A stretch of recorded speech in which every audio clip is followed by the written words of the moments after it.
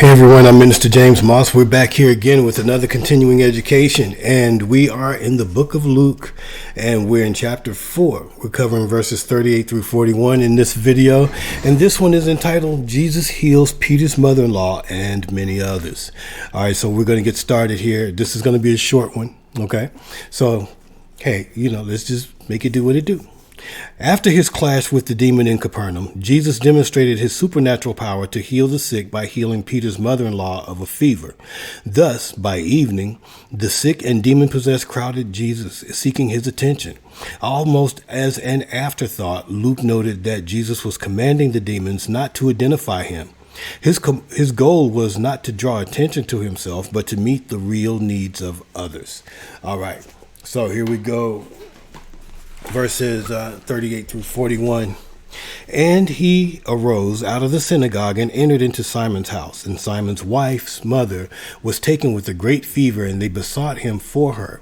And he stood over her and rebuked the fever, and it left her, and immediately she arose and ministered unto them.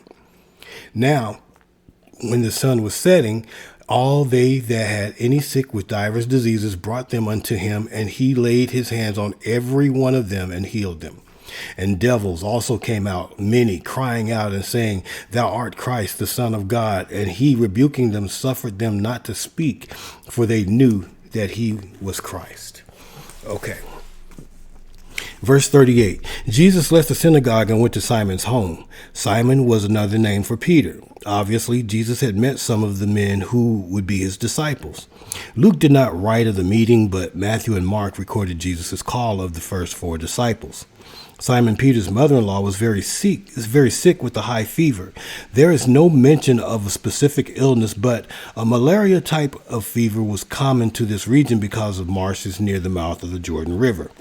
The Greek word for fever is the noun form. In the noun form is also the word for fire. Thus, she was burning with a severe fever. Jesus' reputation for healing had spread so much that the people with him knew just what to do. They begged Jesus to heal her.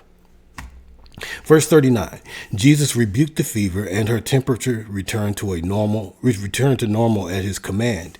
Jesus' power and authority were again emphasized as Luke pointed out what Jesus did with only a word. Jesus healed Simon's mother-in-law so completely that not only did the fever leave, but her strength was restored, and she got up at once and prepared a meal for them. Her healing was so complete, it was as if she had never been ill. Verse 40, the people came to Jesus as the sun went down, because this was the Sabbath, their rest day. Sabbath lasted from sunset on Friday to sunset on Saturday. The people didn't want to break the law that prohibited travel on the Sabbath, so they waited until the Sabbath hours were over before coming to Jesus. News had spread quickly about Jesus' healing powers, so the people brought sick family members to Jesus.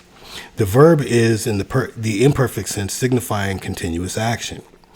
A steady stream of sick and demon-possessed people were being carried to Jesus. Luke, the doctor, noted that no matter what their diseases were, they came to Jesus, and the touch of his hand healed every one. No sickness stumped him. No disease was beyond his ability to cure. No sickness was too disgusting for the touch of his hand. Verse 41, the demons came out shouting what they knew about Jesus. While their words were true, Jesus told them to be silent. The knowledge of the demons would soon become an ironic contrast to the misunderstanding of Jesus' own disciples, the fickleness of the crowds, and the stubborn blindness of Israel's own righteous leaders. All right, so this wraps up where Jesus heals Peter's mother-in-law and many others. There's other accounts of it in the other gospels, so you can take advantage of that as necessary to find out more. Okay? All right, so that wraps this one up. I told you it's a quick one. It's a short one. But by all means, it's still a powerful lesson, because here you're beginning to see Jesus commit more and more to his ministry.